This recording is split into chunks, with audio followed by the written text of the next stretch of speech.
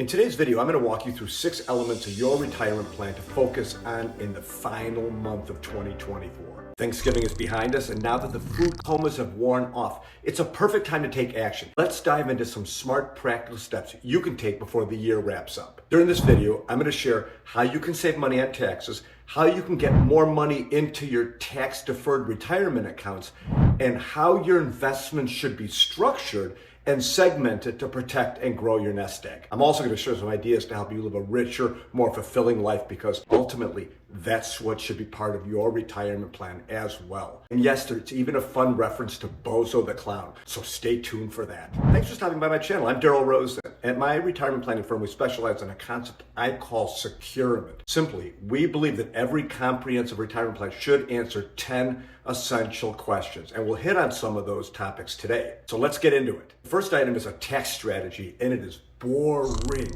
but very important. Specifically, implementing tax loss and gain harvesting can significantly lower your tax liability, and understanding these strategies can lead to substantial savings for you down the line. Tax loss harvesting involves selling investments that have decreased in value to offset gains from other investments or to reduce your taxable income. This is a concept related to your brokerage accounts, not your IRAs and 401k. If you sell an investment in a tax-deferred account, there are no tax implications. You only pay tax when you remove money from an IRA or a 401k. A brokerage account, you pay tax on your gains, and there are moves that can help you pay less tax. Here's how it works. If you sell an investment at a loss, you can use that loss to offset capital gains from another profitable investment. For example, if you sold stock A, Apple, for a $10,000 gain, and stock B, Tesla, for a $4,000 loss, your net taxable gain would be $6,000.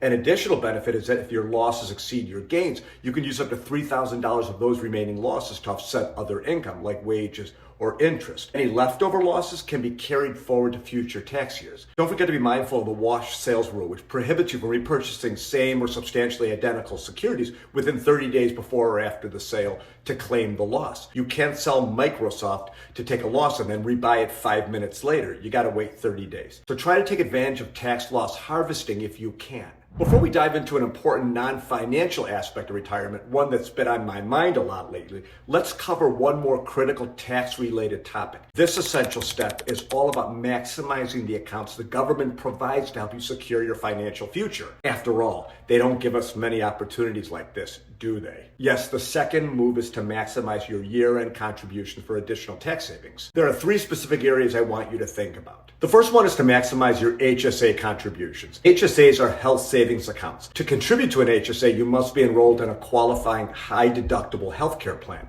which would have higher deductibles and out-of-pocket maximums than a typical health insurance plan. I have one of these plans. Let me tell you, great. $12,000 deductible. But there is one benefit, and that's that you can contribute up to a maximum limit each year set by the IRS. Contributions can be made by you, your employer, or both, and the funds roll over year to year if they're not used. One critical point here is that once you're on Medicare, you can no longer contribute to an HSA, but you can still use money that's in your HSA while you're on Medicare. Funds in the account can be used tax-free for qualified medical expenses such as doctor's visits, prescriptions, and certain over-the-counter items. For 2024, you can contribute $4,150 if you're on your own self-plan. If you have family coverage, it's $8,300.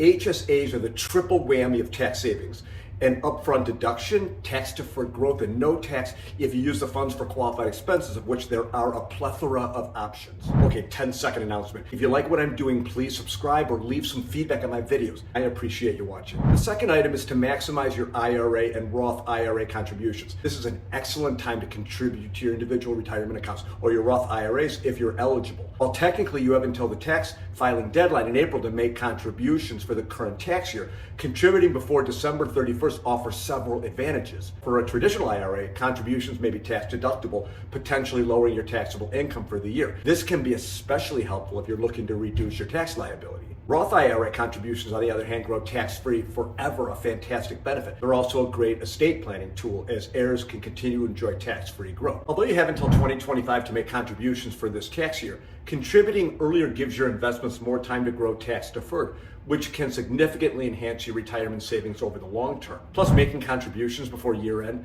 that helps you establish a habit of regular savings, which might ensure you stay on track towards achieving your retirement goals. Under age 50, you can contribute up to $7,000. Age 50 and over, you're eligible for a catch-up contribution, allowing a total of $8,000. It's beyond the scope of this video, but for a Roth, if you make too much money, you aren't eligible. Also, if you have too much income, your IRA contributions won't be tax deductible. The third task is to maximize your 401k match. Not taking full advantage of employer matches and 401k plans can lead to significant lost savings over time. It's essential to review and adjust contributions to capture this free money. Here's a quick story for you. One of your fellow YouTube viewers reached out to me on this very subject. Gary was freaked out about the potential for higher tax rates or tax brackets in his future, so he didn't want to put any more money in his 401k, knowing that he'd have to pay taxes later on this money. The problem is there was an employee match he was foregoing. It was 3%. On his salary of $100,000, he was tossing $3,000 in the commode, if you will. By the way, I hear stuff like this all the time about maximizing your 401k match and all that. The question, can I save more money before retirement, is one of the 10 critical questions every comprehensive retirement plan must address to be anything of value. You can find the other 9 questions on my website. There's no email required. There's no strings attached. That information is right there for you to use, so take advantage of them. I'll include the link in my description. Okay, so let's get to something I really want to talk about. Cleaning your clutter. That's our third point. Yes,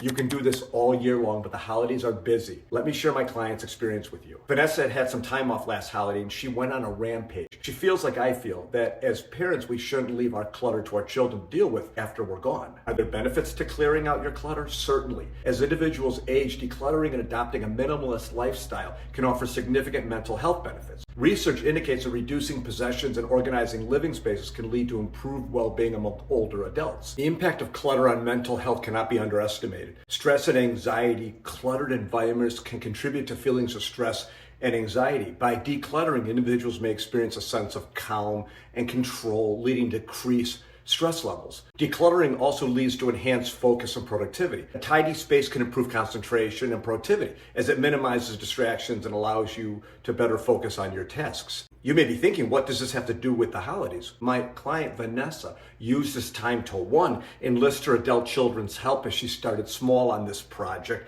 and also to give her stuff away. When I spoke about this subject in a prior video, viewer comments were off the charts in favor of decluttering. There was some very creative stuff like the following. When my grandmother downsized, she made 6 collections of things for her 6 kids. Bakingware, dishes, pots and pans, homemade quilts. Then invited all of the grandchildren over. They drew numbers and made a game of it, choosing which things they got, trading things around and the such. It was a great time of reminiscing and laughter and joy. What an amazing idea. There's also something called the Swedish death clean, which sounds very intense and somewhat scary. I'll have to look into that one for a future video. The fourth idea to consider before the year ends is to work on your spending mindset. Your goal should always be to spend more when you're younger and healthier and able to enjoy more fully. But this is a problem for many people. You can start small on this one as well. The first step in achieving this is understanding where you currently stand. What are you spending now? In my experience of working with families on retirement planning all these years, many people want to know this number, but at the same time, they really don't. There's often a hesitation with an emphasis on not wanting to know how much you're actually spending. When creating a spending plan, the first priority is to establish a clear baseline. Before you can increase spending early in retirement,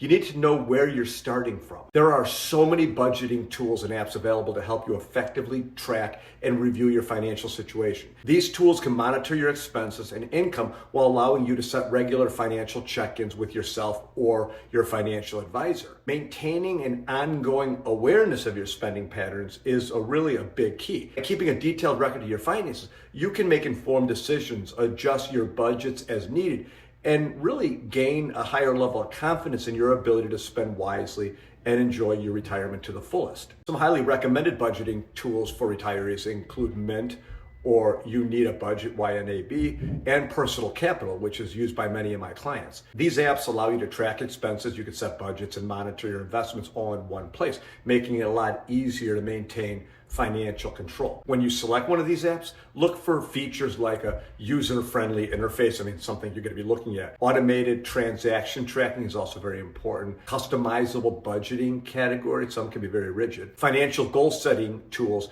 and integration with bank accounts and investment portfolios for a holistic financial view. Understanding your spending is the first step towards maximizing your retirement enjoyment and living the life you've planned for. The fifth idea is to evaluate what your retirement portfolio should look like in the future and make adjustments where needed. Let me explain it this way. Do you remember the iconic TV game Bozo's Buckets? It was the ultimate test of childhood aim and coordination.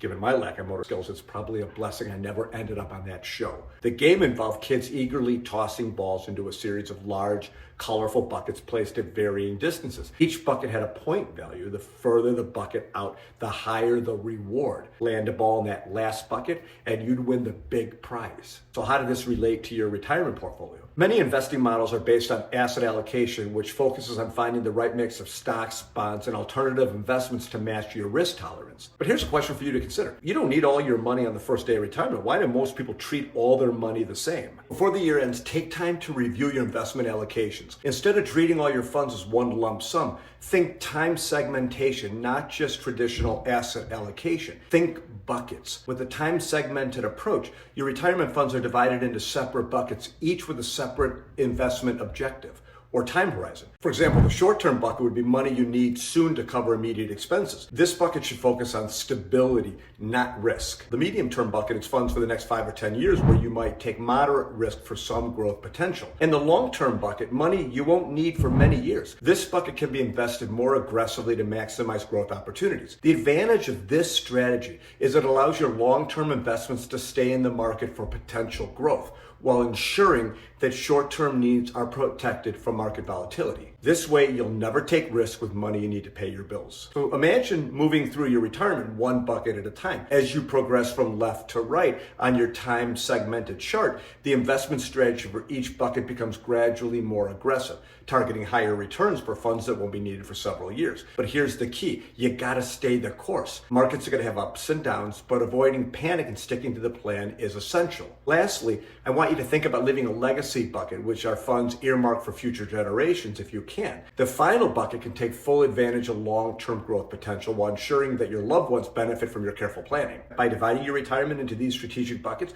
you can align your portfolio with your goals and time horizons, creating a plan that balances security and growth. Okay, the sixth idea is to review your estate plans, update your will and trust and powers of attorney to align with your current situation. Just because you have a fancy binder from the estate lawyer doesn't mean everything is set. And I know I've mentioned this in recent videos that Jill's mom just passed away. Her dad had passed away 10 months prior, so we needed new estate documents for her mother. We realized at nearly the last minute that some accounts were not titled correctly, even though the estate documents were thought to be in good order. So we had to scramble to fix things while my mother-in-law's health was failing. I was literally calling their investment guy while saying our goodbyes. It was that close. So please, check, double check, and triple check that everything is as you think it is, and never assume that just because you have a binder full of legalese that everything is in order. It's a good idea to check your account beneficiaries whenever there's a major life event or change in your personal or family circumstances. This includes marriage, divorce, the birth or adoption of a child, the death of a loved one, or significant changes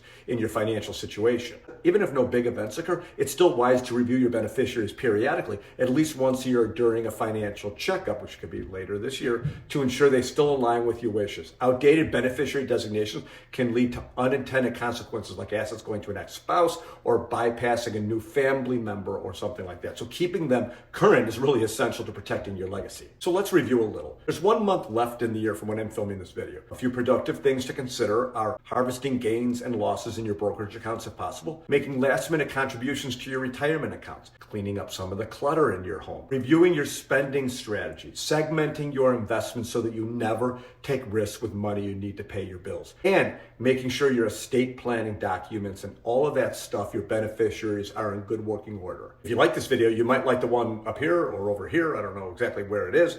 And thanks for watching.